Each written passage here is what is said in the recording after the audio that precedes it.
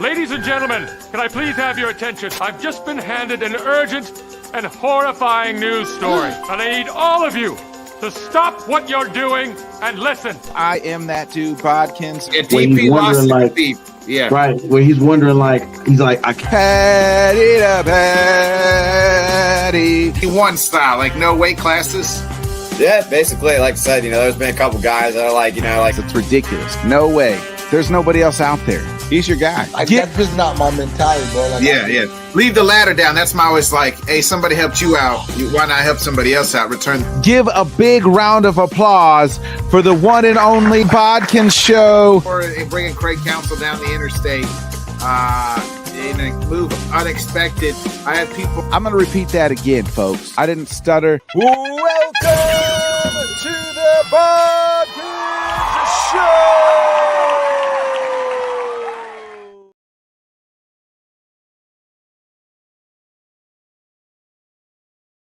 Good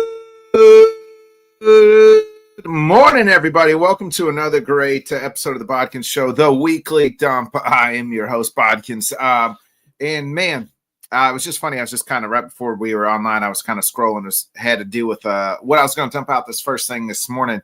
And maybe it's not as crazy as it once was. And maybe it's sad that it's not. Maybe it's better that it's not crazy as it once was, but the kids will just never know how crazy Black Friday used to be.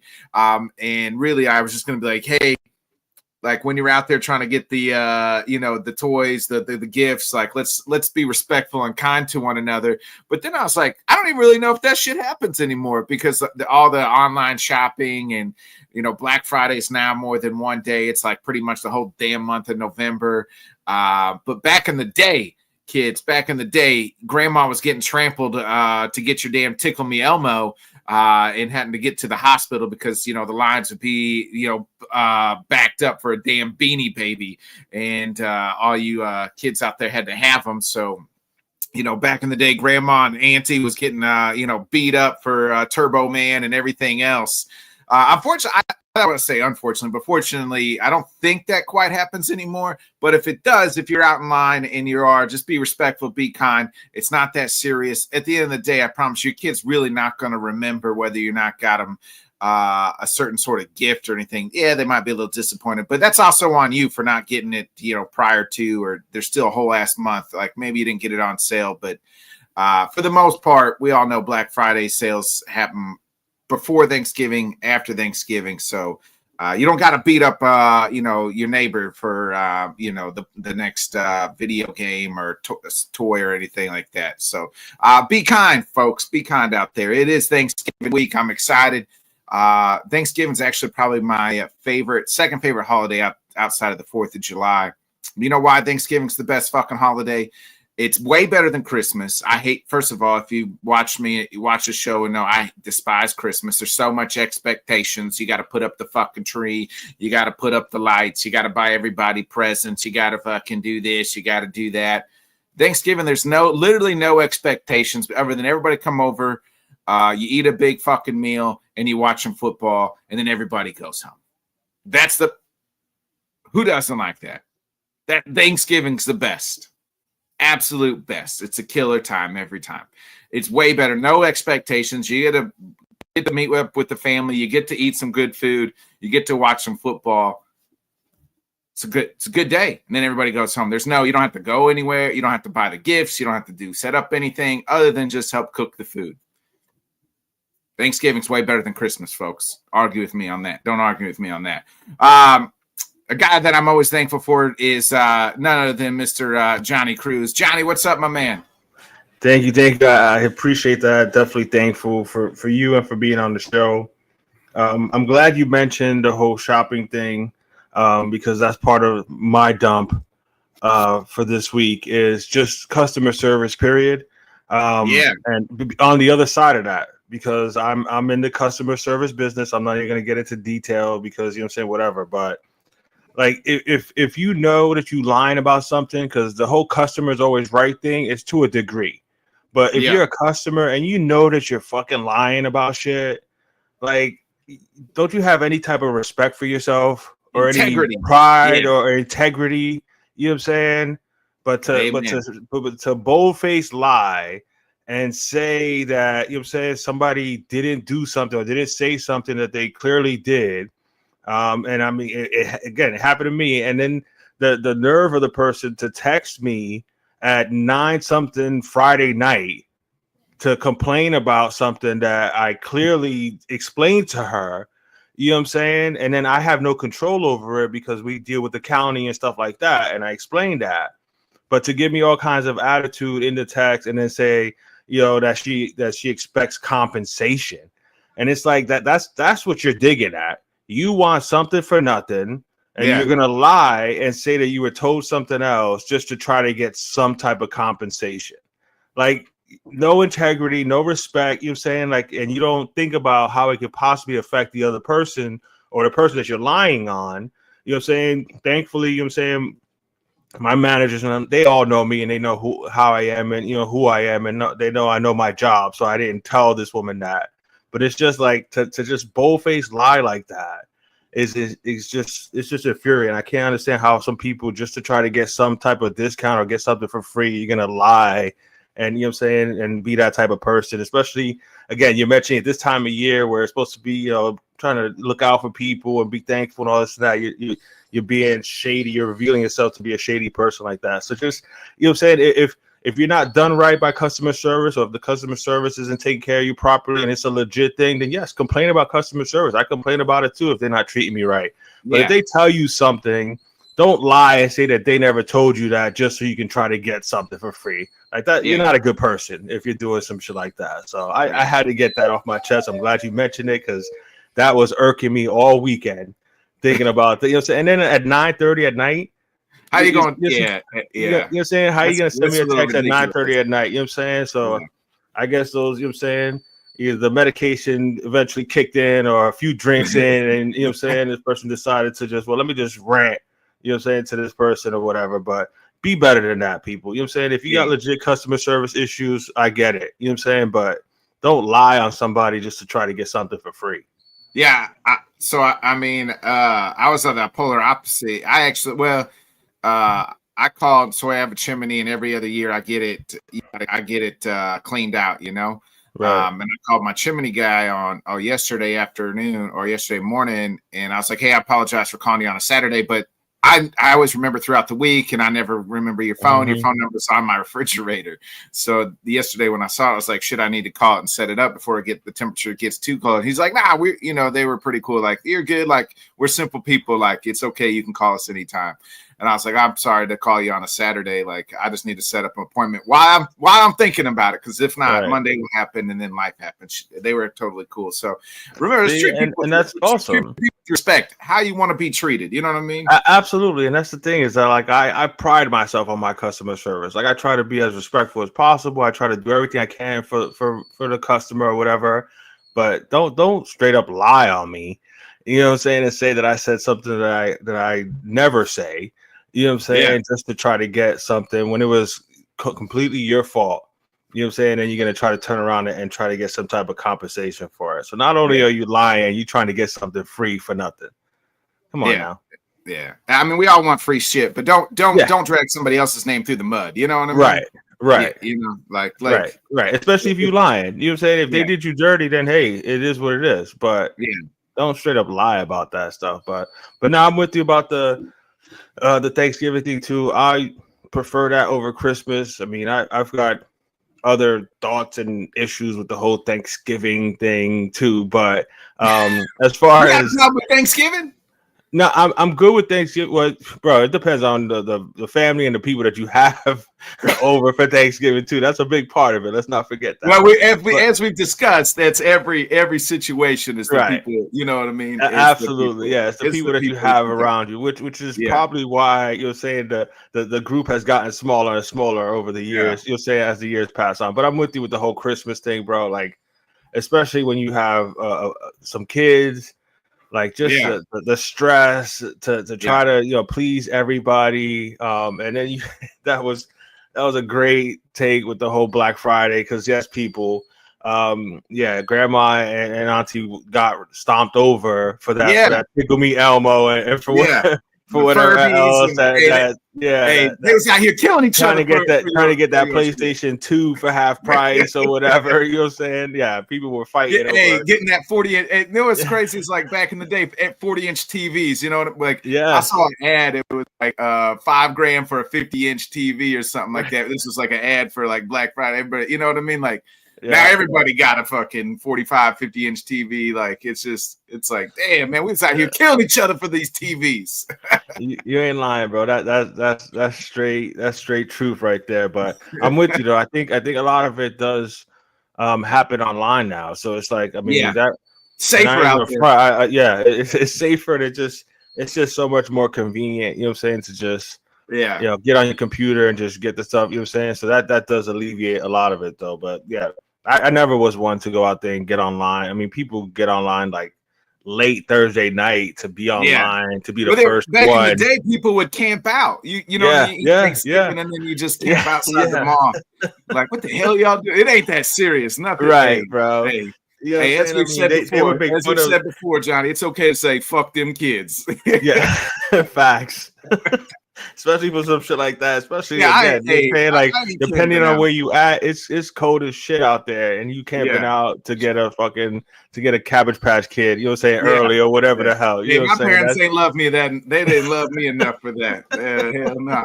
I'm with you on that one, bro. They wasn't going out there to get that shit. My dad, you want to what? I gotta do what? Hell no, boy. Right. Hell no, I ain't fucking camping out for sure. I couldn't even imagine asking my dad to camp out for a toy. Hell no, bro. You know what I mean? He probably would have slapped me silly. You know what I mean? Like, I ain't camping out. You asking camp out. Right. It was hard enough just asking for some of the things that you might have wanted, let alone, hey, if you want to get it for cheaper, you may want to go out there. You may want to go out there right after we get done eating on Thanksgiving. Just go out there and just sit out there by the store.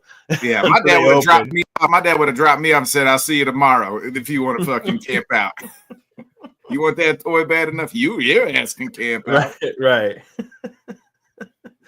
Oh man, what a different world, bro. It is. I mean, it's a good thing. It's a safer place. Yeah, absolutely. Man. Johnny, we got to get into it. First, I want to get into a little of the baseball real quick. I saw a report, and I meant to bring this up last week. But the Met, you said, hey, I'm more nervous about the Mets owner and Cohen about the Soto deal. So now he's had some preliminary, no contract discussions. I guess it was like kind of get to know you meetings. Right. I don't know what do you need to get to know Juan Soto for, or maybe he just needs to get to know y'all. I guess it's probably more him interviewing the team, I think, than the team interviewing him.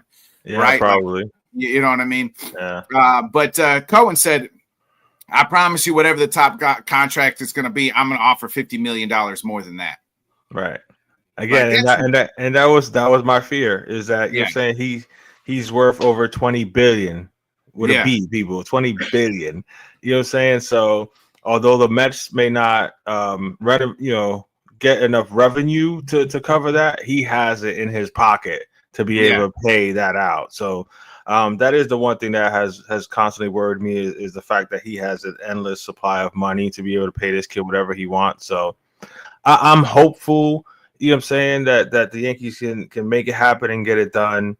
At the same time, like I don't want them to like go to some crazy astronomical number and then, you know what I'm saying, you can't really add anything else to the team. Yeah. You know what I'm saying? Because even though he did help us get to the World Series, first of all, we didn't win it. And not that it was his fault because the kid played well, you know what I'm saying? But we still need, you know what I'm saying, some upgrades at certain positions and stuff like that. So I think if it gets too out of hand, it could affect their ability to sign other people.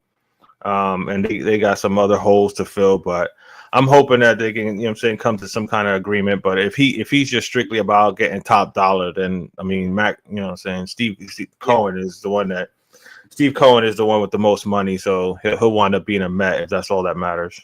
Yeah, we'll see what matters to him. Real quick, I was surprised. Aaron Judge, unanimous MVP, not one single other vote in first place for somebody else. I mean, I was a little surprised that nobody else got even one vote, but at the same time, not Bobby Witt, not even Juan Soto. Right. I thought Bobby Witt may may get a vote or two, especially leading Kansas City. What's going on, fellas? Especially leading Kansas City to the playoffs and stuff like that. He had a phenomenal year. I mean, you could have made a case, like you mentioned, for Juan Soto as well. But, I mean, if you really look at Aaron Judge's numbers in the regular season, it was ridiculous, which is what makes the postseason part so much more disappointing. You know what I'm saying? Because you had one of the greatest offensive seasons in MLB history. And then, you know what I'm saying, in the postseason, you make your first error. And, you know what I'm saying, and you're not hitting nowhere near what you did during the regular season. So not totally surprised, but I could have saw Bobby Witt getting a couple votes. So I was surprised about the unanimous. Not that he won it, but the unanimous vote is a little surprising. Same. We're gonna switch topics because I don't want to keep we got our first guest coming on the weekly dump. You've seen him on our show on Monday nights. You've seen him. He talks baseball on the Let's Talk Sports show, and on the Let's Talk Sports Network. Let's Talk Baseball. He messaged and said, "Man, I need to get some shit off my chest about LSU, Dave Portnoy, and everything else." I said, funny enough, there's a show that we dump everything else that's on our mind and, I don't want to say complain, but maybe we just release, everything that's kind of going. And I said, that show happens to be the weekly dump, 8 a.m. And he said, count me in. He woke up early to join us to talk about what is happening in the college football area. Alabama, I mean, they're done. You can't lose to crappy Oklahoma like that. Write them off. They're done. But give it up for our guy, not to talk baseball for the first time, but to talk college football, Jonathan Grisham, baby. What's up, John? Morning, guys. Morning. How y'all doing this fine Sunday morning? Man, we are enjoying life, brother. Yep. Oh, yeah. Absolutely. Jonathan, you messaged me, said you got something to get off your chest about LSU, Dave Portnoy. I don't even know if I'm really too sure exactly what happened. So, all right. So y'all hadn't seen the video that he made after, I guess it was Thursday night, when the number one quarterback recruit, Bryce Underwood, flipped his commitment. And picked Colorado? No, he picked Michigan. The Michigan kid. Okay. And offered $12 million over 4 years to go to Michigan to flip his commitment. He was from LSU, and Portnoy, who's a Michigan alum, and he's a booster for Michigan as well. And this is where my comment not only will go to Portnoy, but as well as the entire realm of college sports and NIL right now. But he made a video after the flip, and just going boasting and bragging about flipping Underwood, who's again the number one quarterback recruit in the country. And what I had an issue with in his video is the smugness of how he was going about. Michigan goes after 5-star recruits. Michigan plays for championships. Michigan, it has the best players. And it made me think for a second. Yeah, they won the national title this past year. Let's call a spade, Portnoy. Y'all won a national title because y'all cheated with Connor Stallions having to go on scouting behind the scenes at other schools' practices and games, having them on the sideline of Central Michigan. Like, let's call a spade. You won one championship in almost 30 years. The last time y'all won a national title before 2023 was 1997. The last time y'all had a Heisman Trophy. The last time y'all had a Heisman Trophy winner was 1997. Let's talk about quarterbacks here for a second. Does anybody know? Let me ask you guys real quick. Does anybody know the last first-round quarterback besides J.J. McCarthy last year? Besides 2023, the last time Michigan had a first-round quarterback drafted in the NFL? Was it Brian Greasy? I don't even think he was drafted in the first round. I honestly, the only one that I remember, and it's not even a first-round pick, it was Chad Henne's bum ass getting picked in the second round by my dumbass Miami Dolphins. That's the last quarterback I remember being drafted. The last first-round quarterback drafted from Michigan was Jim Harbaugh in 1987. 1987. So Harbaugh was the last first-round quarterback, and the only reason why we have to talk about Michigan quarterbacks is because Tom Brady had the career of all careers in the NFL. But if you take Tom Brady away from what he really, did, if you just look at Tom Brady's college stats, it's not like he was a great Michigan quarterback. In fact, he was benched at times for was it Drew Henson, I believe? Yeah. We're talking about it's not impressive at all. And just like the entire realm of quarterbacks that have come from Michigan outside of Tom Brady, they're not a single one that's been impressive to anybody in the NFL. Elvis Grbac, Todd Collins, Jim Harbaugh, Brian Griese, Chad Henne have all been average quarterbacks that throughout their careers in the NFL. Brady is the only one that actually did something in the NFL. So we're going to sit here, Portnoy, and act smug that you have 5-star recruits and 5-star recruits and 5-star recruits come to Michigan. Well, they don't do shit for you guys. They certainly don't do shit in the NFL. You're talking about winning national titles. You won one national title in almost 30 years. Where is the smugness coming from that you act like you are the king of college football? You are the most relevant team. You've been irrelevant. Michigan and Texas have been relevant the last 2 years, but they have been the most irrelevant team in just about 20 years. And we're going to sit here and act like the king of college football. Let's go down the road of LSU. Okay? LSU's won 3 national titles in 20 years. To y'all now 1 in 2023. We've had 2 Heisman Trophy winning quarterbacks in the last 20 years, and they've both been number 1 draft picks, or number 1 and the number 2 pick in Jaden Daniels, who's actually going to be the rookie of the year this year. We put guys in the first round, and they dominate in the NFL. Talk about Jamar Chase. Talk about Justin Jefferson, the highest paid receivers in the league. Joe Burrow at one point has been the highest paid quarterback in the league. We put guys in the NFL, DBU, who get first round pick after first round pick after first round pick after first round pick, and they dominate in the NFL. I'm sorry. Can anybody else think about the last time Michigan had a player dominate in the NFL? Charles Woodson comes to mind, and that was again 1997. Where is this smug? The smug, coy, condescending attitude that you feel entitled because you paid? You're a pimp. That's all you were, Portnoy, and your boosters. You were a pimp to a 17, 18-year-old kid, throwing $12 million to him to get him to flip and commit. You didn't do anything to actually get this kid that's going to be representing Michigan because of the culture and tradition. Your tradition is bullshit. You haven't done anything worth being relevant except 1 national title, again, because Connor Stallions was on the sidelines for you, which, let's call a spade a spade. Where's Connor Stallions coaching right now? Coaching at Belleville High School in Michigan, the same high school that Bryce Underwood plays for. Wow. Yes. I didn't know that. Yeah. Let's peel the onion back a little bit more now. Let's peel it back a little bit. He coaches at he's the offensive coordinator at Belleville High School in Detroit, Michigan, the same school that Bryce Underwood plays for. Didn't actually do anything to get this kid to flip. You threw money at him. You had your cheating assistant coach who will be banned from coaching in college football for the rest of his life, and you're going to sit here and act like you did. You talk. Your tradition has won you the number 1 recruit.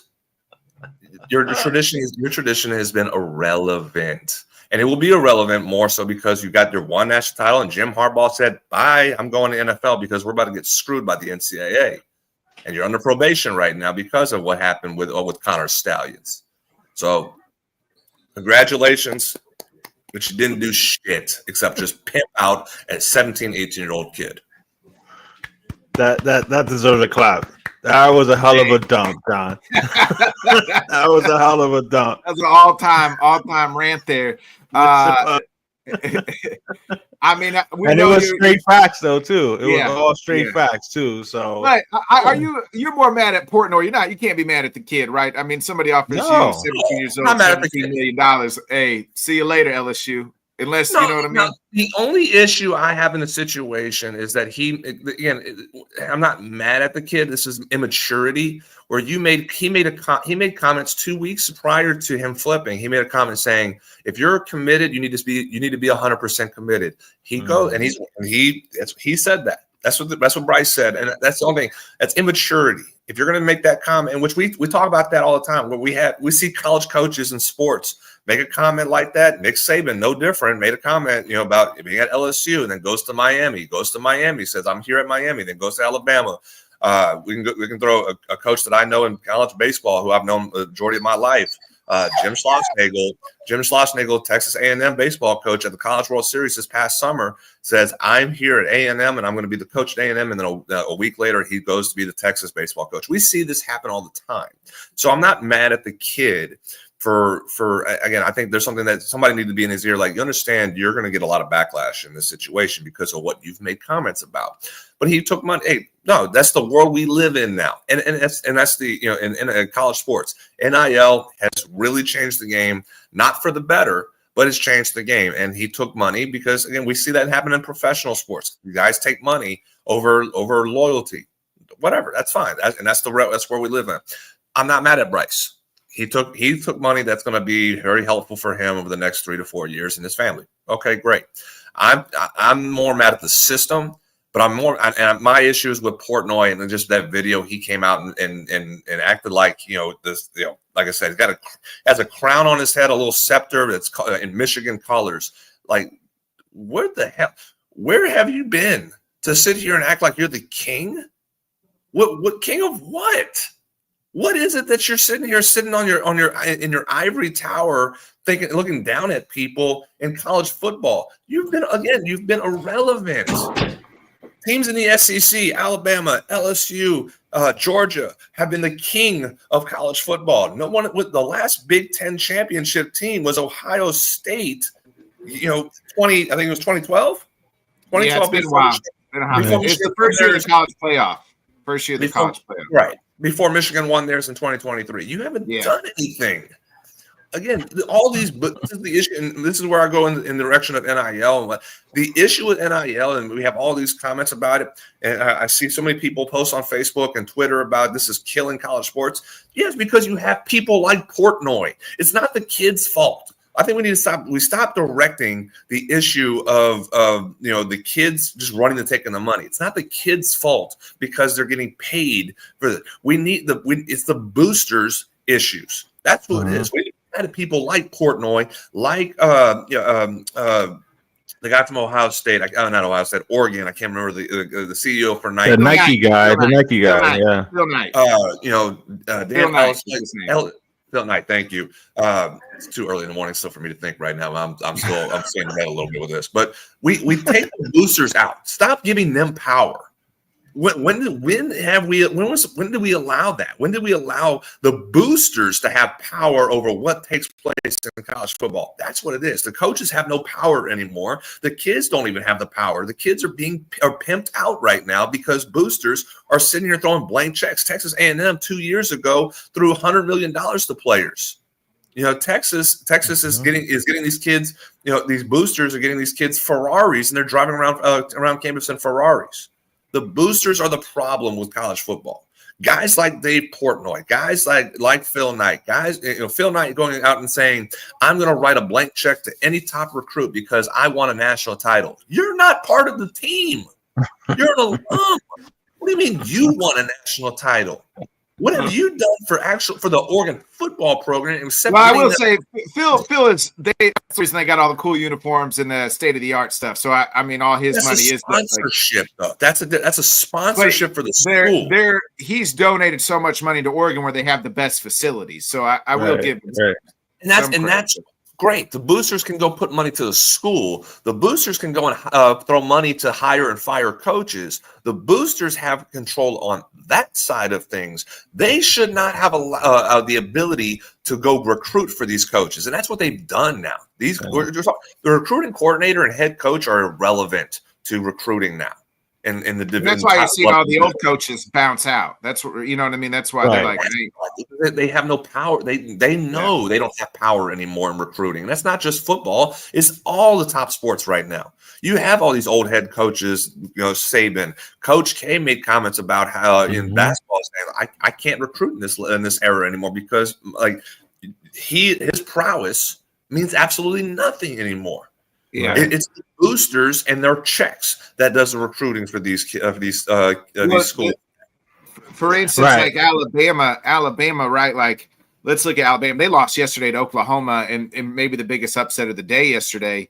And you look at Alabama. Alabama used to be, hey, I'm gonna go to Alabama, and you're probably not going to play as a freshman, maybe probably not going to play as a sophomore, but because we got five-star starters ahead of you, but you're going to get better every day, and then you're probably going to go to the league, right? Like we're a filter system to the league now.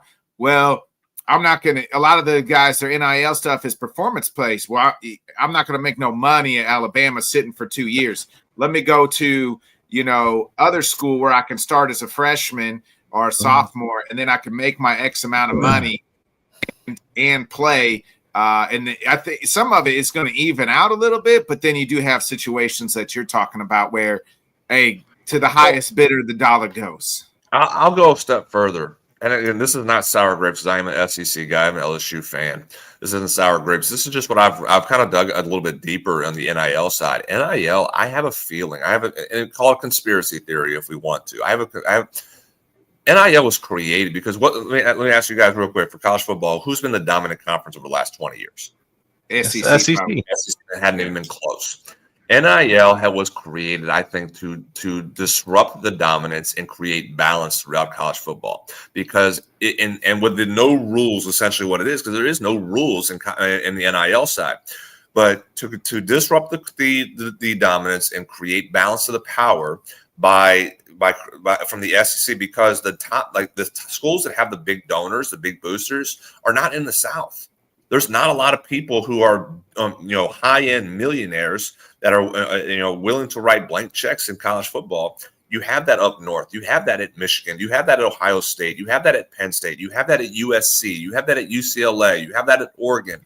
You've changed the outlook within college football. Let's just say particularly for college football, in essence of NIL with no rules, because these boosters, they have big, and I know Texas and Texas A&M are the exception in the South, at least because of the oil money that these guys are loaded with, but they have changed the outlook because they're letting these boosters just write blank checks who have big money, big donors, big anything that it comes to the schools, but the South doesn't have that.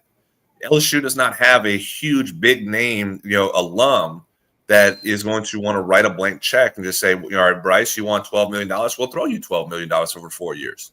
One of the high end names of alum or alum in the Booster Foundation for LSU, his name is Todd Graves. He's the owner of Cane's, like Cane's Fried Chicken, and which is he's a good that's a good name to have, but he's not Phil Knight. Right. He's not Dave Portnoy, who can go and raise money for X amount of years and be able to say, all right, here I'm gonna add $5 million to the pot, and we're gonna get the other donors to throw in another $5 to $7 million in the pot, and we're gonna go get the number one kid recruit. LSU doesn't have that. Alabama doesn't have that. Georgia doesn't have that. The South. You're talking about maybe Florida, maybe, but Florida's behind on their own NIL situation on what they're doing with their program for NIL. So, like that's I think is a I won't say an issue, because again then that becomes sour grapes on my end, because again of the SEC, but it was created in my perspective to disrupt the dominance and create balance and parity throughout college football, which is what we have right now. We do have that, but it's now at some point it may shift back the other way, where the dominant programs now become the Ohio State or becomes the Big Ten programs, because Ohio State, Penn State, Michigan, USC, UCLA, they have the big name donors more so than what is down in the South. So we may see the shift in dominance, which we have right now. When's the last time we saw the top 5 be 4 Big Ten teams? I don't even know. Yeah. Remember that? I can't even remember a time. We had that every year in the SEC. Just about. We had 3 teams in the top 5 at one point. Over the last decade, it's been that way for consistently. We have that now in the Big Ten, and I know Indiana is Indiana. They got they were exposed yesterday, but they were top 5 team. So I think we may see a shift in the spectrum of dominance in conference by the money side, because of the money side, that the Big Ten becomes now the dominant conference because of the financial status they have. Yeah, and it's for everybody out there. I mean, we all know that there was money being handed out to players before NIL, but you had to kind of keep it on the L. You know what I'm saying? So they couldn't be out there with the big houses and driving the Ferraris, like you mentioned, Jonathan, because in some of those cases, those kids got caught, like a Reggie Bush and stuff like that. So there's always been money under the table. But to the degree that it is now, where they're like literally offering these kids 4-year contracts, like that's crazy. Like this is the first time I've heard that. I didn't know that this kid is getting a 4-year, $12 million deal to go to college. Like that's crazy, bro. Like it's gotten crazy. That's insane. Well, and like I said, there is no regulation for it. That's the issue. Yeah, that's the problem. When Congress basically told the NCAA, you have to start finding a way to pay these kids. They put a plan together. It seemed like they put a plan together in 2 months and just said, go. There was it's a wild, wild west out there. I think eventually in a year or two we'll get some regulations to it, but right now it's the wild, wild west. Which I wrote an article 15 years ago, and I kid you not, when I was in college, actually, I wrote an article for one of my classes about how do college athletes can get paid. And the best way to do it, and how I put this a system together, was follow the Olympic model. Those athletes in the Olympics don't get paid for their playing; they get paid, for their performance by their endorsements and sponsorships. They go get the endorsements and sponsorships. Not if you need an agent to do that, to help them get the go get McDonald's or go get Gatorade or go get Adidas or Nike. That's fine. Go let them go get those for endorsements. But that's how they get paid. And if they perform, they get their money. If they don't perform, guess what? They get cut from their endorsement, just like how Olympic athletes do. The Olympic athletes don't get, when they go to the Olympics, they don't get paid for being there. They get paid for performing. But that's Team USA and Team USA doesn't pay their athletes to go play. Their money is strictly through their endorsements and sponsorships. So what is NIL? Name, image, likeness. What is that supposed to mean? Endorsements and in sponsorships. That's what it's supposed to be. But we turned it into professionalism by these kids just being paid to show up on campus by these boosters. And now they're in the process of actually telling the school, they're saying that the schools are allowed to start paying them as employees here pretty soon, or contracted workers. My dad is here and he's an accountant. He's going to make sure he'll stick his head out here and say, right. They're independent contractors. Yeah. Yes. So that's the next step here pretty soon, is that they're going to actually, and they're already treated as such with the boosters basically saying, here's a 4-year contract. Wow. But at some point, at some point here soon, the school's going to basically add them as contracted workers, and the school's going to start paying these athletes on top of what boosters are wanting to pay them, and on top of what they can get with the NIL. So these kids who are making, again, Underwood making $12 million in 4 years. You're going to talk about some of these kids even making more money over the next 5 years when this plan actually gets finalized. That needs to cut that out. Let the sponsorships, endorsements be the money. That's what I think is the right idea. Where they go get their own guy. We let boosters initially when it came out. Boosters were the ones getting these kids their endorsements and sponsorships. Then it became, okay, I'm just going to write a check. We're not even going to worry about you going to get an endorsement or sponsorship. We're just going to write you a check. And if you can make an appearance at our business, or you can make an advertisement for us or whatnot one time a semester, great. Then it's worth the money that you're going to get from us, because we know you're going to go play and you're going to do everything you can on that. But that's where everything has just absolutely gone to hell with NIL, with no regulation and with no oversight. It went from being literally name, image, and likeness endorsement sponsorships to, we're just going to pay you and we're just going to see what happens from there. And this whole thing is absolutely just gone bananas and is going downhill fast, and it's contaminating college sports when what we know it to be to what we were hoping it would be, with the players getting paid, to now just absolutely gone haywire right now. Let me ask you this, Jonathan, before you get out of here. Alabama does lose yesterday. They're now 4-3 in the conference. I mean, they are now behind South Carolina, Texas A&M. They fall for the ultimate trap game and lose yesterday. Ole Miss.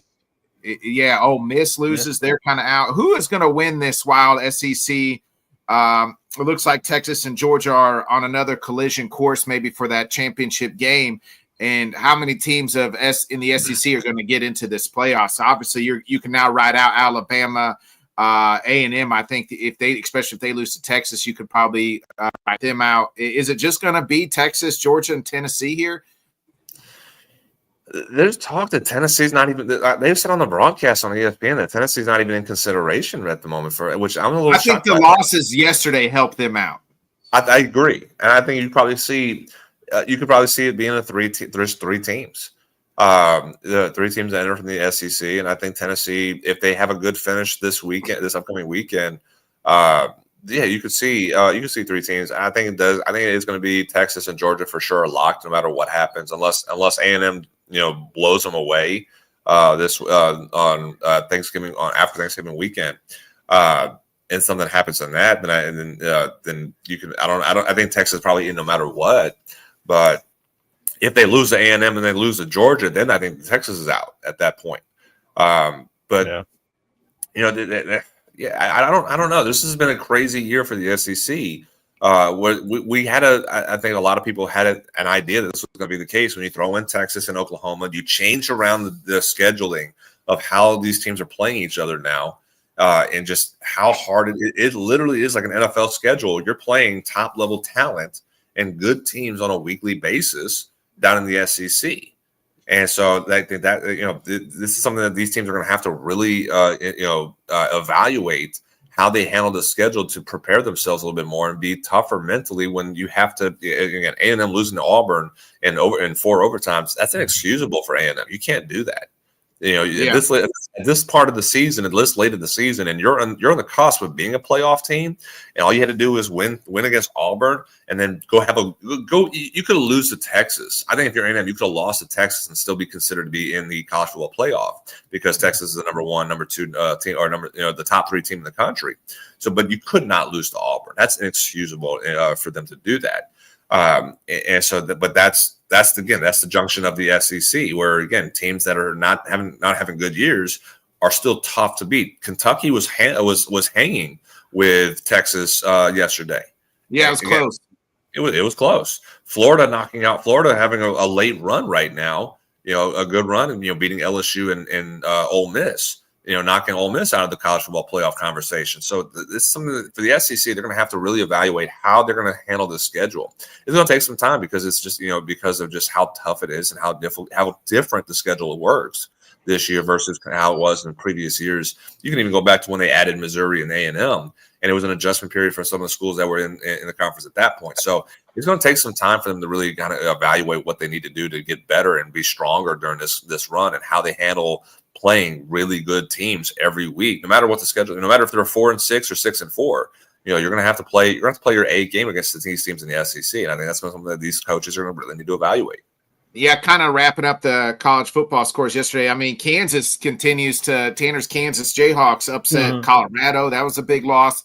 Colorado needed to win out, but they were helped out by BYU losing as well. Arizona State wins 28-23.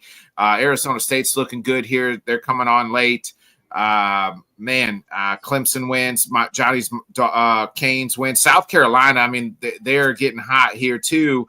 Just will it be a little bit too little too late for them to kind of sneak in? It'll be interesting. And remember, one of these teams aren't going to get in because BYU continues to roll as well. So they lost. BYU just lost. Not BYU, but Boise State. Sorry, Boise State. Yeah, and that's the thing. So, Boise State barely got by a Wyoming team. I mean, I know. Yeah, 17-13. It is what it is. You got to just win in advance, but it's going to be interesting to see. I want to throw this one up here so John could take a crack at Scott's question here. If you had one thing to change, John, of the college football system, what would it be? See, I was talking with my dad about that last night, actually. I think we're a little bit early on understanding what needs to be changed or adjusted right now. I'd like to see it play out a little bit more. and over a couple of years or 2-3 years to evaluate. Really 5 years. I'd actually want to give it 5 years before we say, all right, what needs to be adjusted right now. I actually we were sitting back and because you have these games, one of the biggest concerns of the 12-team college football playoff was. Well, the regular season is going to be irrelevant. Won't matter. It matters now. It still matters.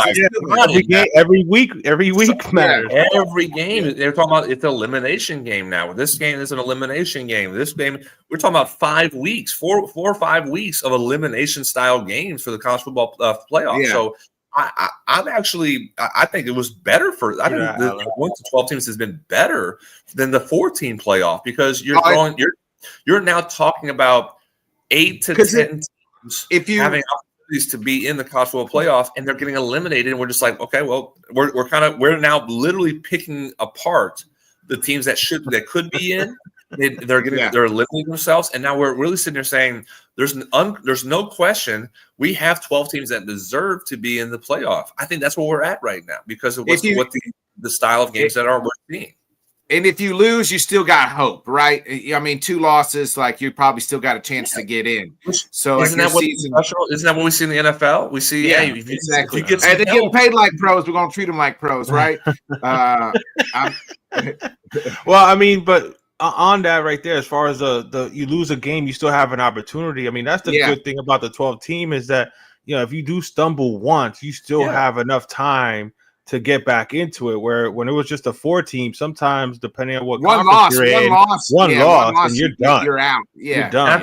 That's something that's going to have to give fans an adjustment because we will see 3 lost teams in the playoff. Yeah, and we're going to sit there and go, the 3 lost team, like because we're not used to that. We're used to seeing teams. We got to adjust it as the fans. Yeah, we have to do it. Yeah. I will say the only thing I would immediately change is I think the bye team should also have a home game. Like, I love the fact that we are getting home games the first round. I think if you have a bye, because remember the top 4 teams get a bye, I think they should be able to have a home game.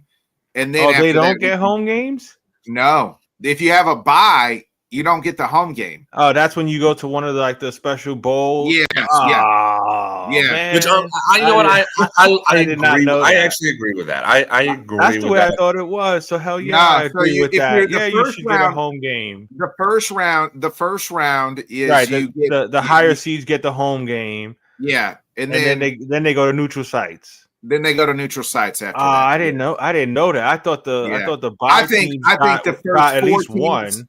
Yeah, I think so Alan's right. The Alan's saying the buys are the New York. I don't care about the bowl games. Get rid of them. I don't. I mean, they could situation. They could put them where like they're in their region. You know what I mean? Depending on those teams and where they're at or whatever, just to kind of help them out. You know what I'm saying? Because that's not fair. I think they do deserve a home game. Nick Saban. The issue with that is if you have let's say like.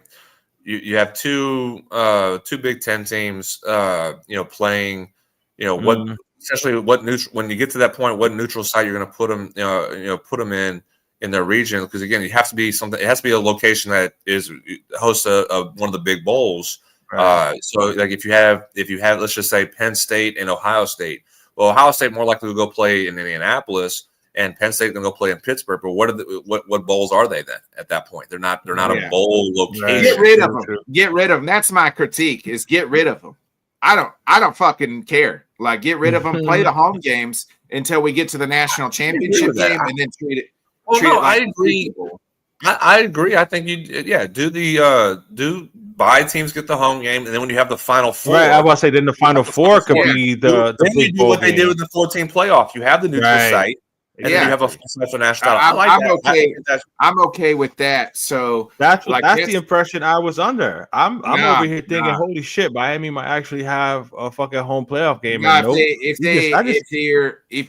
Saban was like, he was ruined my day, Nick. Sorry.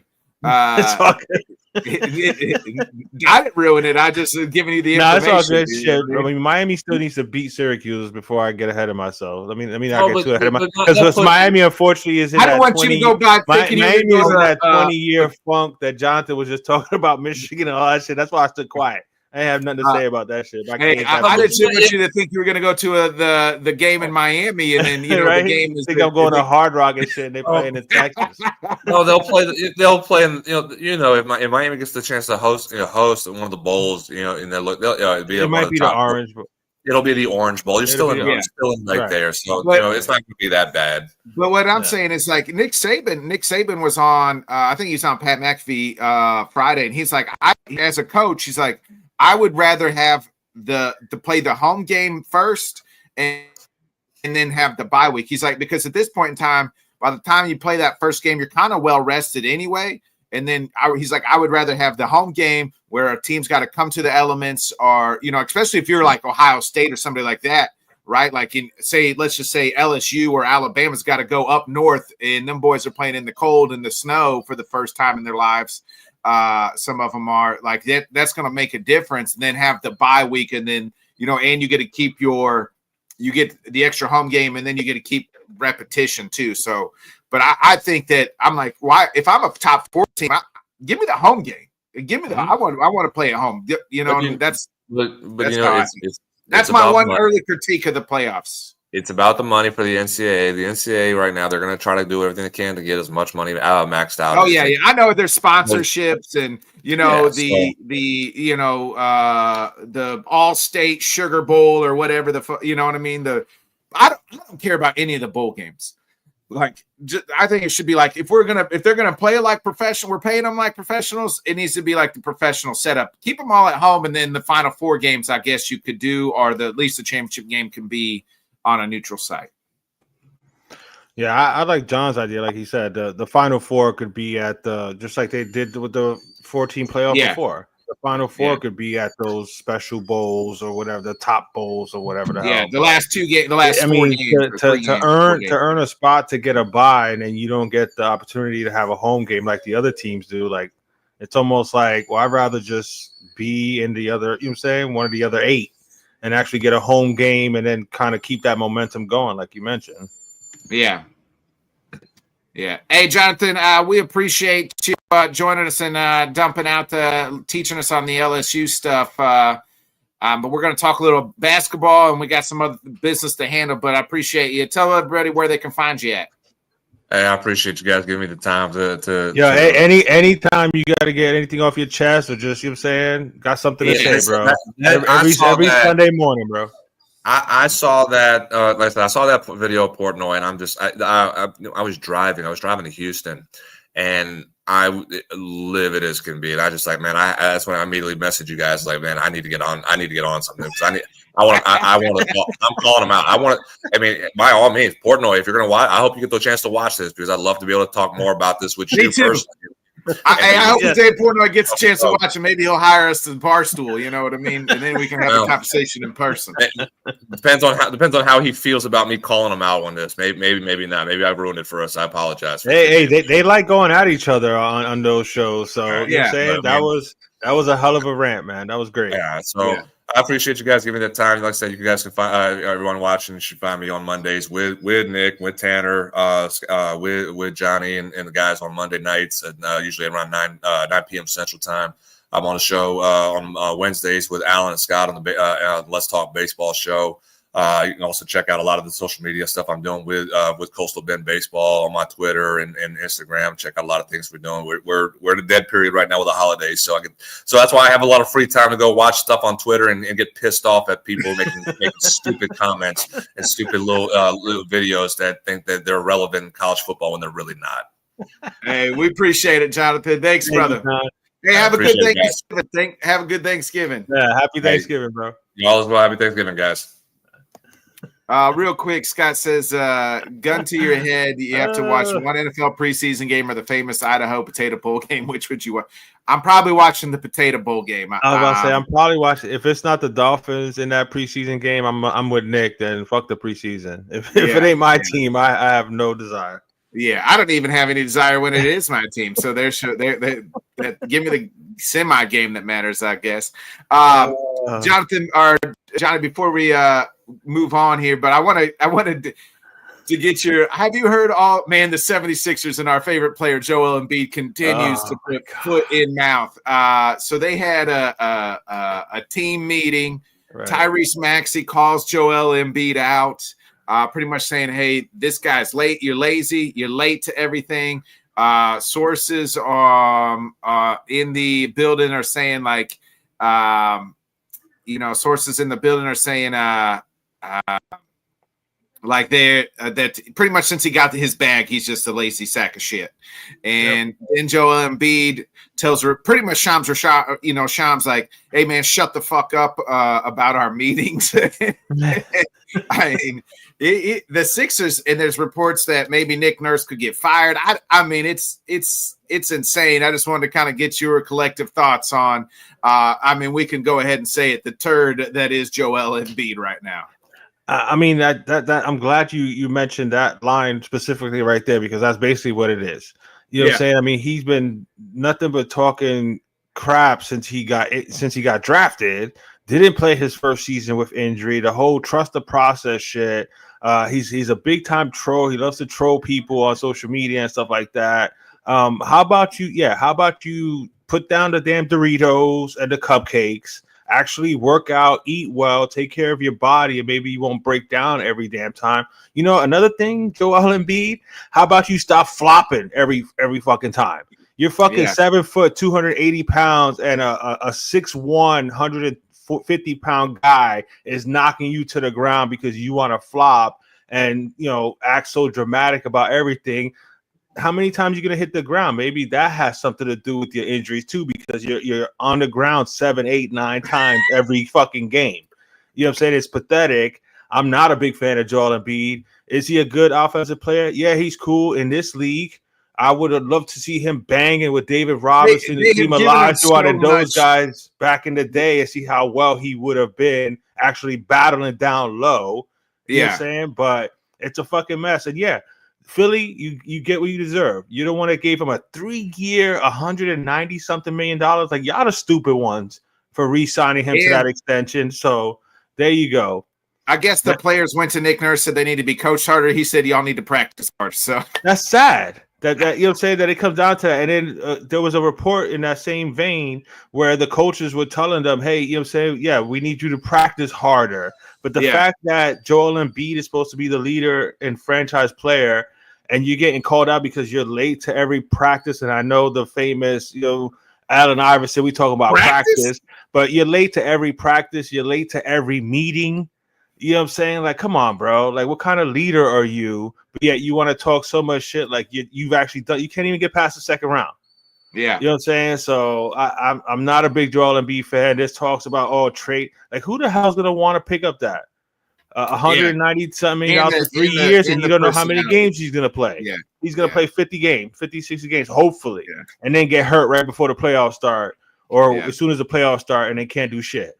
Yeah. So, let's. I want to get into it's a complete dumpster fire in the Sixers land, and they did it to themselves. So no pity. Yeah, they self-empowered him, and they've created this. And Paul George. You're gonna go and sign Paul George, who's always hurt as well. Yeah, and give him a fat contract. Yeah, well done, Philly.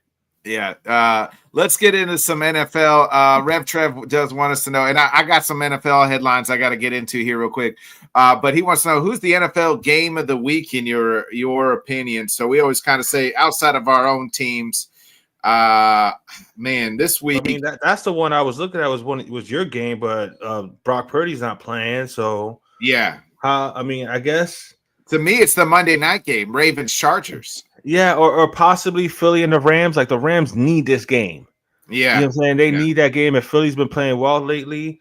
So that's probably the best one. But I'm with you on the Monday night. That's the game of the week. And that's the question that Rev asked. So game of the week is the Monday night game. Baltimore at the Chargers. I love the style that Jim Harbaugh brought to the Chargers, the toughness. They're running the ball. They do got a big, strong arm quarterback, but they're not asking him to win the game. They're asking him to play smart, and they're playing good defense. And Baltimore, they just be finding ways to lose games, man. So it's going to be interesting to see if, if they actually come out ready to play this Chargers team. That should be a good one, that Monday night game. Yeah, that's the game. To me, that's the most interesting game. I want to get in some. I don't know which franchise I want to start with, the Giants or the Jets, but we'll go with the Jets. So yesterday it's being reported, hey, they're thinking about cutting Aaron Rodgers. Like, wow, within this week. He wants to play next year, and pretty much like he doesn't know if he wants to be a Jet next year because of all the shit they're in. But it's reported that the Jets are thinking about cutting him like this week or sometime soon. It's also then today it's come out, and it's weird because like I don't know who's EPR. Maybe Aaron's got his own people leaking stuff, and then now it's being reported today that Aaron's banged up. His legs, hamstring, everything that goes in with probably from after you tear an Achilles and then you try to play. Everything. Not only that, but when you're 3-8 or whatever, he probably doesn't want to play. Why keep taking a beating? And he's 42 years old at that. Right. So, right. Or you know what I mean? So there's that issue as well. But it's just like now it's saying like he's not taking no scans. He's like, I'm fucking playing. I want to play. But like, so maybe it's like, oh, well, the reason I'm not playing well is because I'm hurt, not so much like because I'm crappy or the time has passed, but it has not been a great year.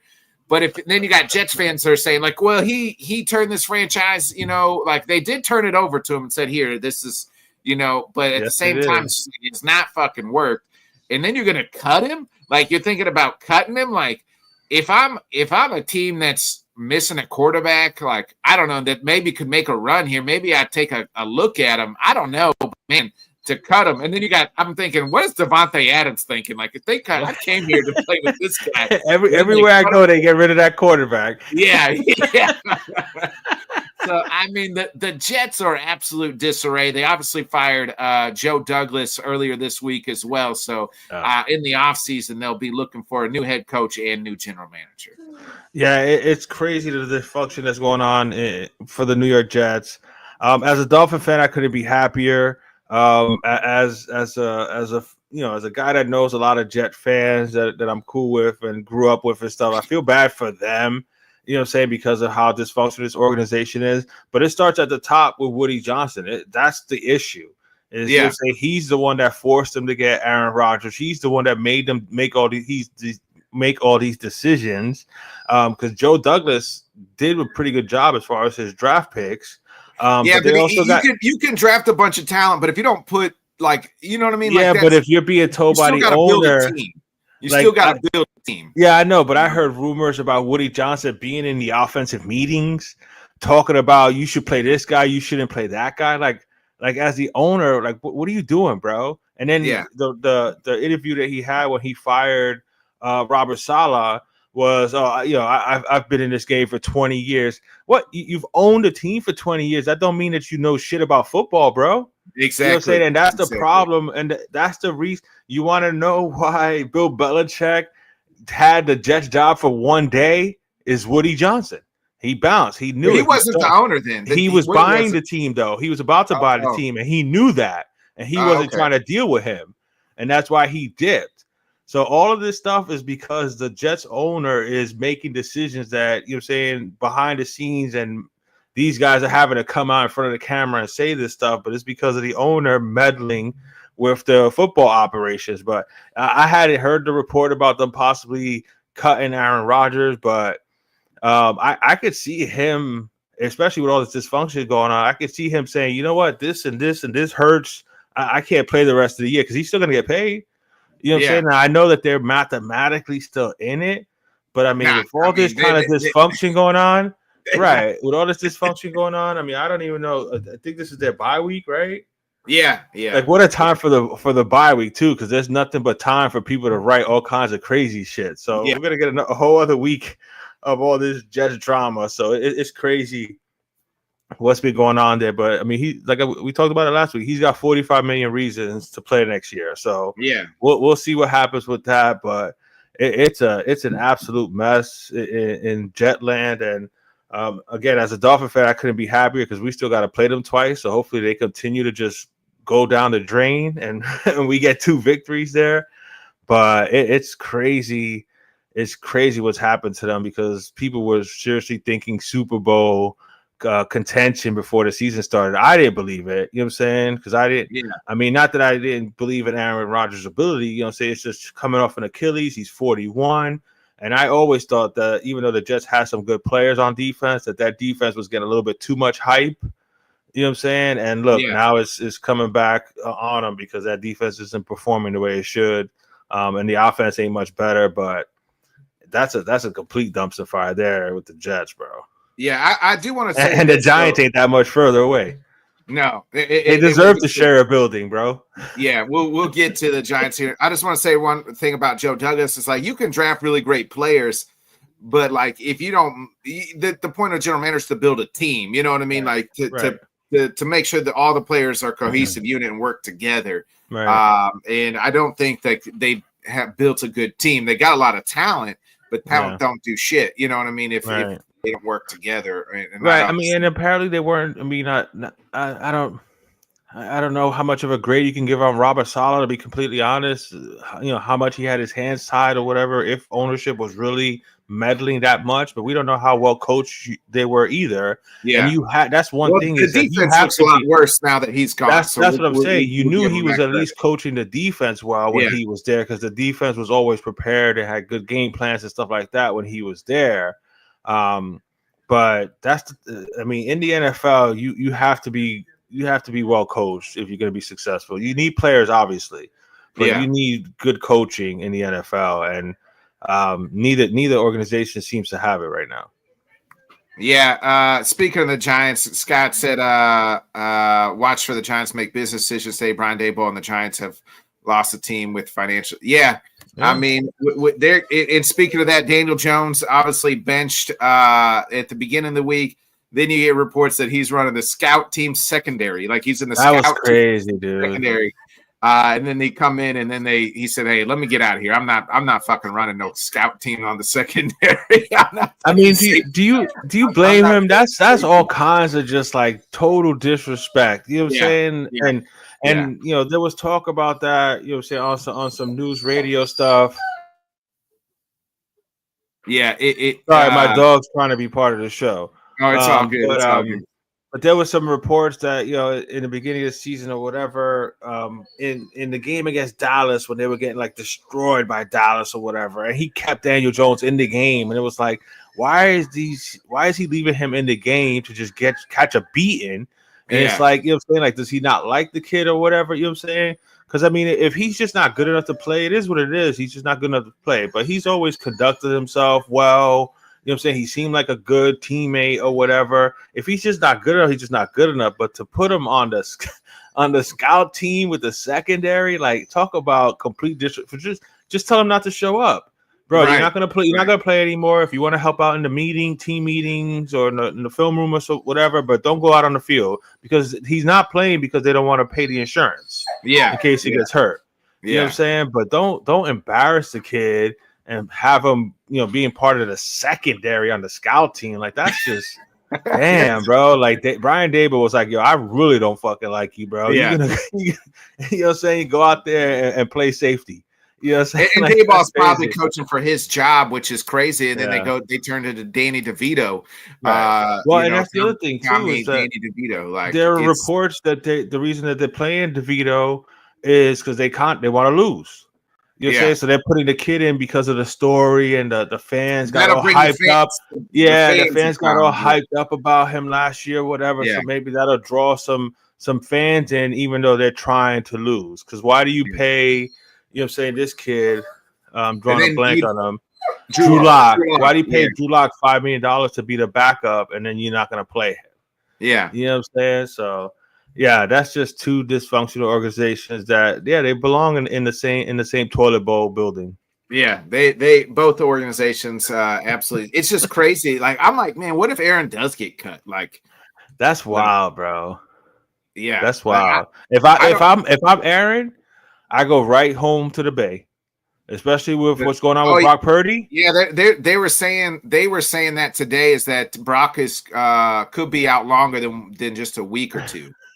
See, So, this is wild because I heard this too. yeah, Drew Lock has some financial things in his contract. He would make more money if he played like Jesus. yeah, But yeah. they're So not playing him because then some incentive would kick in. It's so wild, bro. yeah, they're making It's wild, financial bro. decisions here. Yeah, so they're hoping to If have a top pick, if I'm a player at that point in time, you don't tell me we tried to win. You know what I mean? right? And if I'm a I'm veteran gonna player, make financial business right. decisions. I at was this just about point to in time. say, if I'm a veteran player with like some guaranteed money or whatever, and I got anything nagging, hey, my back's hurting or my hamstrings Yeah. hurting. I ain't, you know what I'm saying? If y'all not trying to win anyway, I'm Yeah, not we ain't- gonna put bad film out there. I'm not gonna go out there and hurt myself. yeah, You know what I'm saying? I'll stay on the sidelines with my hoodie on and just collect my check. You know what I'm saying? exactly, exactly, That's exactly. wild, bro. Yeah, and then the Brock Purdy thing, like I said, the 49ers are just banged up, all injuries all over the field. But man, it is he could be gone for a little while too. So you're right. Maybe they do cut Aaron, and Aaron says, I'm gonna go over here to San Francisco, and I could probably. I mean, if I'm Kyle, I'm jumping on that. I mean, why not? I mean, at least as an insurance policy. You know what I'm saying? Yeah. Sorry, there's a lot of people in the house for my son's birthday weekend. So apologies. Okay. You're good. But you know what I'm saying? If there's an opportunity to have Aaron Rodgers as a backup policy, you know what I'm saying? Because the once greatly sought Trey Lance is no longer there. You know what I'm saying? So he's in Dallas now, so they don't have that backup plan. No, so I don't even know who's starting for him today. I can't remember the guy's name. Something Allen or something Maybe, like that. Yeah, Jonathan. I don't know. Yeah. Somebody who isn't important enough to remember unless you're a San Francisco fan. So yeah, if you had an opportunity to get an Aaron Rodgers, even if it's just to hold it down while Brock Purdy gets better, why not? You know what I'm saying? Especially if the Jets are gonna have to pick up the bill. Yeah, I was trying to see. Brandon Allen. Thank you, Scott. Yeah, Thank you, Scott. Brandon Allen.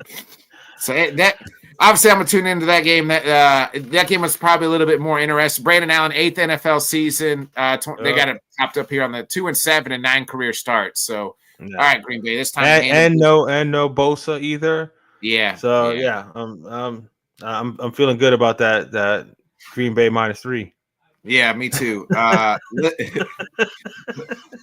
We'll get into. I know you said you didn't do a movie review. No. But I did do Kendrick dropped a new album on Friday. Nice. It's called GNX. It is. I mean, Kendrick is continuing that momentum from killing Drake all the way into this album. The album is phenomenal. Real quick, I do want to say, like, he kind of took a little. Thank you. He kind of took a dig at Kendrick because he got popular, and then Kendrick got now he's going to be at the halftime show, and people were kind of hating that Wayne did it, and he kind of said something. Didn't really diss Wayne. Was just like like right now I'm bigger than you are, pretty much. Right. I mean he's the hot rapper right now. You know what I'm saying? So why not ride that momentum if you're the NFL? You know what I'm saying? Ride the hot album though. The whole album is 5 out of 5. It's nice. Okay. Yeah. Oh, yeah. I definitely got. Yeah, I love this kid. I'm into more old school stuff as far as Ice Cube put out a new album when it comes to rap and stuff like that. Like I listen to some stuff or whatever, but he's definitely of this new generation of rapper. Like Kendrick is definitely the one right now. Yeah, real quick, I did, and I'll talk about it more next week. But Ice Cube put a new album out Friday. It was really good. Nice. And Mary J. Blige, I listened to Mary J.'s new album too. So, Miss Mary. Yeah, both albums pretty good. But I wanted to give a shout out to Kendrick's new album. I give it 5 out of 5. All right, Johnny. We'll get into our top 5. So we decided to do. We could just go 5 for both, and then all the way to 1. But we did Thanksgiving Day sides and pies. So what is your number? We'll go 5 side and pie. You give me your 5 side and pie, and then I'll give my 5 side and pie. Oh damn, dude! I thought we were doing 5 side dessert and pies next. Oh, you next week? Bro, this you week's chill, bro? I'm Thanksgiving. still trying to do a show here, bro. Like my dog is seriously trying to be part of the show, bro. There's a lot of people and they're all hanging out outside on the porch. So he's all upset that everybody's outside and he's, you know what I'm saying? He has to sit in here with me. You'll be all right, bro. It's all good. So I just did my top 5 sides. Oh, okay. I did sides and pies. Oh, okay. I mean, I can come out with the pies on the top of my head. That's fine. Okay. As far as sides, now I'm Puerto Rican, so until I met my wife and started having Thanksgiving with her family, it was a pernil, which is a pork roast and rice and the normal Spanish like foods that we had for every holiday or every big event or every big Sunday dinner. So it wasn't turkey, the other side. So my sides, as far as I'm throwing that one. I'm just throwing rice in as the typical Spanish side or whatever at number 5, and then the other 4 will be the ones that I've encountered over the last 26 years since I've been married. Okay, you got a number 5 pie? Yeah, a number 5 pie. I'd probably put apple at 5. Not a big apple pie fan. Actually, I lie. I'm gonna switch that to cherry. I'm not a big cherry fan. Apple's better than cherry, so I'll put cherry pie at 5. Okay. My number 5 side is I got green beans. Like, I'm not a big green bean casserole person. I'm not even really like big green bean person, but I felt like I had to have some sort of vegetable. So I got green bean as my number 5. Just like regular cut up green beans. I don't like green bean casserole, but I got green beans. My number 5 pie is man. I only wrote down 4 pies because I was hoping you'd come up with a good 5 pie. I was like, oh, that's a good 5 pie. Bro, I mean, so let's do pies next week as part of our desserts. Let's just do the sides. All right. Let's do the sides. Well, I can give you the 4. I don't have a 5. I only have 4 favorite pies, so I'll give you the rest. I'm missing 5 pie, but maybe if you say another pie, I can come up with one. All right. So my number 4 side, I'm gonna go ahead and just get it off the board right now. I'll just do deviled eggs. Never had that should have been my number 5, actually. Never had deviled eggs, to be completely honest, until I got with my wife. Again, I'm Puerto Rican. My wife is an Irish girl from Florida, so she's country Southern. You know what I'm saying? So I got introduced to all this other stuff once we got together, and deviled eggs was one of them. And my mother-in-law, she killed it with the deviled eggs. So I've always liked eggs. I just never had deviled eggs before. And now those are a must. So when you first tried them, when you were like, "What the hell is this?" Well, I mean, again, I've always liked eggs, and I heard of deviled eggs, but I didn't know exactly. You know what I'm saying? Like, I knew that was the yolk in the middle, but like what was done to it to make it look like that. And when she explained it to me or whatever, how she made them or whatever, I was like, "Well, hell, shit, I'll try it." And that was it. I tried it the one time. That's actually my number 5. How could I forget deviled eggs? Fuck green beans. I gotta have deviled eggs. I love that. And then we actually had a potluck the other day at work, and a guy brought in some deviled eggs that he made himself, an older man, and he was like, "This is all I could really cook or whatever." And he actually threw on a piece of bacon on top of the egg too. That he fries some bacon. What? Yeah. I told my wife, "Yo, we're gonna have to add that to the deviled eggs now." Yeah, I want some bacon on my deviled eggs now. Yeah. What about you? Got a number 4 pie? A number 4 pie. I guess I'll go pecan. I like pecan. I hate pecan pie. I like pecan pie, but it's too sweet for me. So I'm gonna leave it there at number 4. Nah. You good? I hate it, man. We like what we like, bro. Go ahead. What's your number 4? Rhubarb pie. My grandma used to make rhubarb pie. Have you ever had rhubarb pie? Never had it. Man, my grandma used to make it's rhubarb cherry pie. Actually, she used to make it, and it was fucking phenomenal. First of all, it's weird. Most people don't even know what rhubarb is. It's like a sweet fucking it's almost like celery almost, but it's like sweet, right? And you can just like bite into it. But my grandma used to make homemade cherry rhubarb pie, and it was. That just sounds good. Yeah, I could almost put that as number 1. Nice. But yeah, that's my number 4. What's your number? My number 4 side is I didn't give my side. Mac and cheese. Gotta have mac and cheese. Yeah. I didn't put mac and cheese on the list here only because I mean mac and cheese is good anytime it's on the side of anything. You know what I'm saying? So I try to just go with, you know, besides, like I said, besides my rice, you know, being a Puerto Rican, I try to go with other more traditional, at least I think, as far as southern. You know what I mean? Yeah. But baked mac and cheese is different than mac and cheese in a box. And I feel you. Of course. Well, no, but my wife ain't trying to hit that box macaroni and cheese, bro. Yeah, she makes her homemade one, and she puts like 6 different cheeses in it. Yeah, she has to make a roux. She has to make a roux for it and stuff, and then bake it. And her macaroni and cheese is banging. Yeah. Can't be dry. Let's make sure no. So all right, so my number 3, a lot of people don't like this, but I never had this shit until I got married and came out here. But stuffing, I never had stuffing before. Yeah, that's way up on my I never had stuffing, so I got stuffing at number 3. I love this shit. I ain't even gonna front. My wife hates it, you know what I'm saying? But I guess because she had it her whole life, it wasn't a big, you know, say she likes all the other stuff, the green bean casserole and all that other stuff. I don't mess with green bean casserole of any kind or whatever. So stuffing is high on my list at number 3. As far as the number 3 pie, I'll put apple here at number 3. Okay. Yeah. My number 3 is rolls. You got to have rolls on Thanksgiving, like or some nice buttery biscuits. Yeah. You got to have that. Yeah, that's a good one. I didn't even think about that. That's a good one. Yeah. and my number 3 pie is cherry pie. All right. Love cherry pie. Yeah. Number 2. What's your number 2? All right, my number 2, and again, I never heard of this before. I don't even know if you know about it, or my wife said this is a southern thing, but it's a corn casserole. Yeah, gross. Okay, nah. I'm a simple man, and I love the shit. But it's like the Jiffy cornbread mix, sour cream corn, and then you bake it. Bro, I'm simple, bro. Before I got all this, again, it was just pork and rice.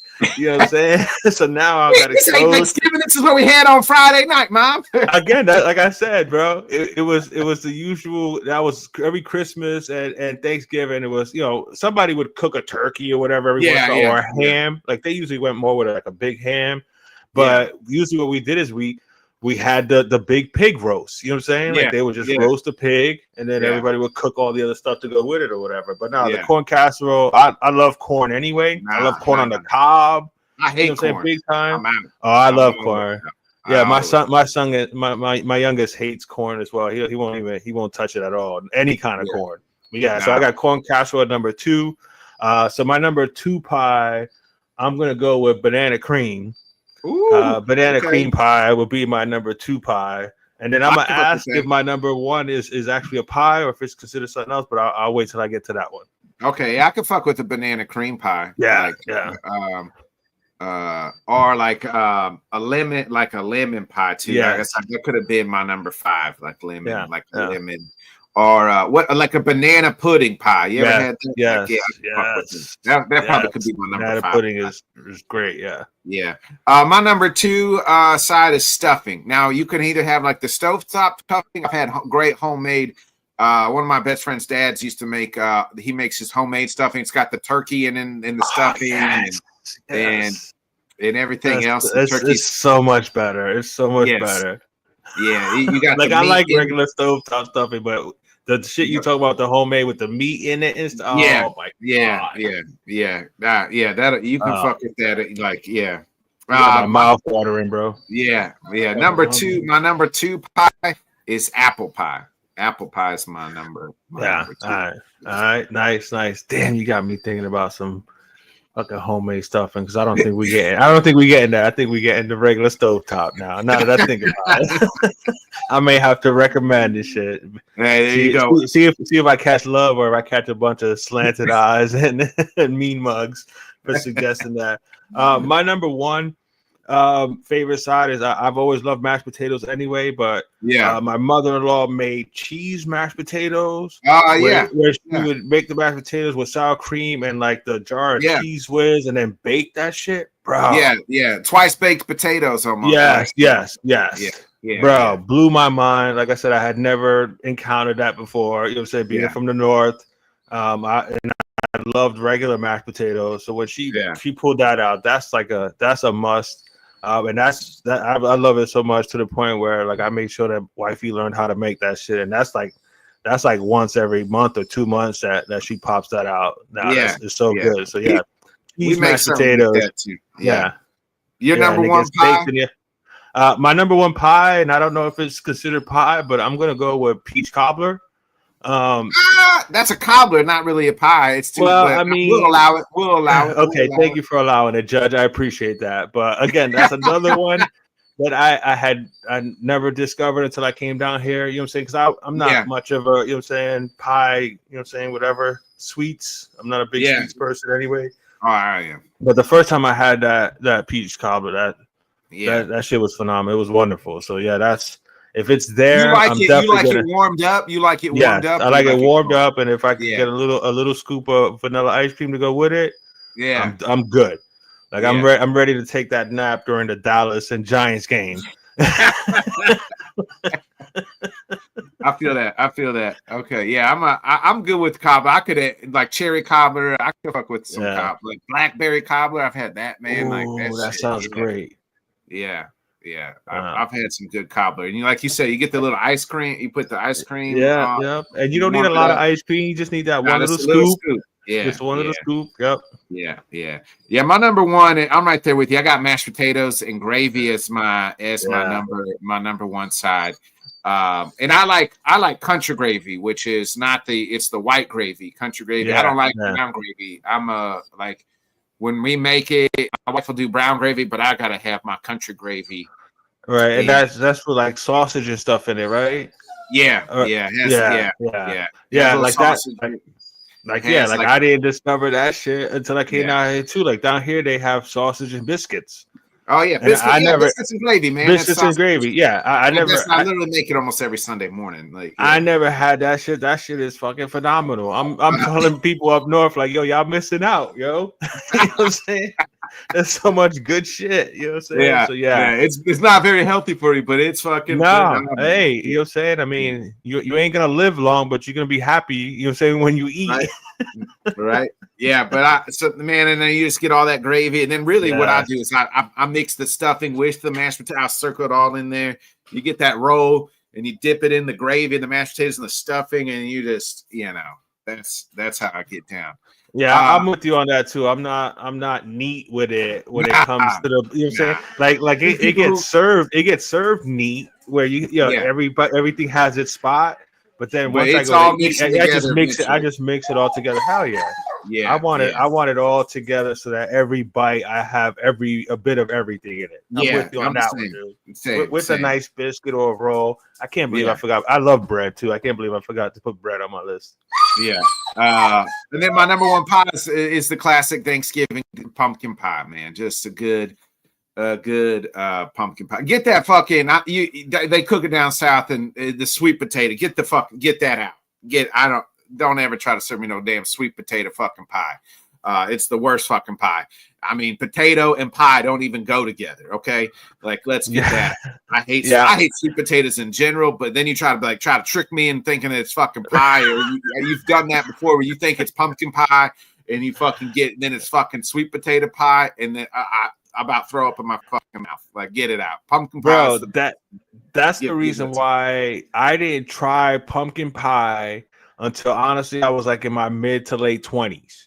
Because somebody lied to me in my teen years. And told me that the sweet potato, try this pumpkin pie, and it was sweet potato. That shit was disgusting. Oh yeah, so I'd never tried it again until like my wife kept telling me, "No, you need to try it," and I was like, "Nah, that shit is nasty. It's nasty."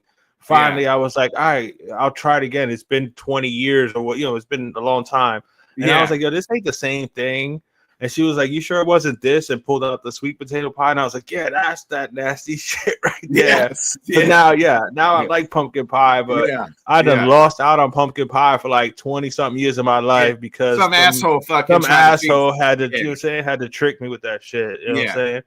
Again, another one of those bad people. I hope, you know what I'm saying? Yeah. I hope it burns when you pee, motherfucker. Whoever that was, whoever the hell it was that tricked me with the damn sweet potato pie. Pumpkin pie is I can't believe I forgot about that one. But yeah, it's good. That's the staple of Thanksgiving. Of course. Thanksgiving, you know. I mean, I like it at Christmas dinner too, really. So, but yeah, honestly, I like that shit anytime now. You know what I'm saying? Like I said, I lost 20-something years of being able to enjoy pumpkin pie, so I got to make up for it whenever it's available. And the thing is that I've always liked, like, you know what I'm saying, like pumpkin, you know, cupcakes or cookies. Yeah. Like I've always liked the flavor. You know what I'm saying? That's why when, you know what I'm saying, when I tried that pie, it was just like, ew, what the hell is this? You know what I'm saying? I should have known, but I don't know. I might have been under the influence or something. So I just went along with what he said. This shit's a dog shit. Yeah. Right? Like God only knows what the hell they put me through. Oh shit. You got anything you need to dump out before we get out of here, Johnny? No, I just want to give a shout out to my son Jonathan, again, turned 28 on Friday. Got all the family up over, you know, as far as the Cruz clan is together, just hanging out. Gonna go watch a movie after the Dolphin game today. So we're just chilling, hanging out. Check out Kendall Sports Network, Dolphin Chronicles, me, Byron, and Alex. Every Monday night, break down all things Miami Dolphins. So check us out tomorrow night. Hell yeah. Shout out, happy birthday, Jonathan. Maybe he'll wise up a little bit and stop talking about this. He came out like Uncle Nick, man. He loves to talk shit. He loves to talk shit. Hopefully he'll wise a little. Hey, I got a lot wiser in my day, a little bit. Hopefully he'll get there someday. Hopefully. Well, maybe once he makes you a grandpa or something. That's what you stop knocking on wood hard for that one, boy. I ain't even nowhere near ready for that, boy. Grandpa Johnny Cruz. Happy birthday to him. I'll be back for the weekly wrap-up show. Johnny's going to be celebrating little Johnny's birthday, so I'll be back up for the NFL week wrap-up show at 8 o'clock Central, 9 Eastern. So other than that, folks, or 7 o'clock Central, I guess I should say, 8 Eastern. Other than that, folks, this has been another great weekly dump. Shout out to our guy Jonathan Grisham for joining us with an all-time rant. So that was great, man. Hey, Scott, people, you know what I'm saying? Other people from Let's Talk Sports, all the other shows that we've talked with, either dump it out in the comments, or if you have to get it off your chest that bad, you know what I'm saying, holler at Nick or myself and see if you can come on the dump and just get it off your chest, man. This is the show for that. This is the show for it. So be a friend, tell a friend, folks. Like, subscribe, share. For my guy Johnny, I'm Bodkins. We'll see you next week. Peace. Thanks so much for joining us, and until next time, let's talk sport, friends. Thanks for watching.